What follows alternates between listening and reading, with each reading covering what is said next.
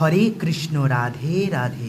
জয় শ্রী গৌরহরি, জয় শ্রী গৌর নিতাই, জয় জগন্নাথ মহাপ্রভু কি জয়। বন্ধুরা, আজকে আপনারা ভগবানের অদ্ভুত অপূর্ব দিব্য শৃঙ্গার দর্শন করুন।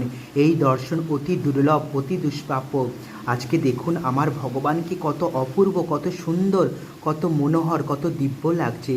মানে চোখ সরানোই যাচ্ছে না, এত অপূর্ব লাগছে আজকে আমার ভগবান শ্রী গোবিন্দকে। আজকে দেখুন পাশের বাড়ির বাচ্চারা ওরা কদম ফুল এনে আমাকে দিচ্ছে আর বলছে, দাদা অনেক কদম ফুল এনেছি।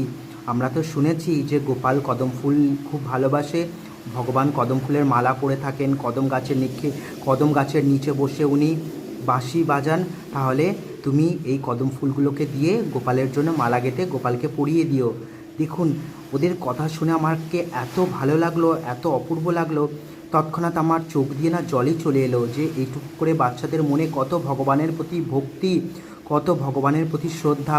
ওই বাচ্চারা যখনই ধরুন ফুলগুলো প্রভুর জন্য নিয়ে এসেছেন, প্রভু তখনই গ্রহণ করে নিয়েছেন, কারণ বাচ্চাগুলোর মন তো নিষ্পাপ, ওদের মনে কোনো পাপই নেই। ওরা সত্যি করে অন্তর থেকে ভক্তি সহকারে ভগবানের জন্য এই ফুলগুলো এনেছে, শুধু ভগবানকে ধারণ করানোর জন্য, ভগবানকে শৃঙ্গার করানোর জন্য। দেখুন বাচ্চাগুলোর দেওয়া ফুল দিয়ে সুন্দর করে দুটো মালা গাঁথলাম, মালা গেঁথে ভগবানকে ধারণ করিয়েছি।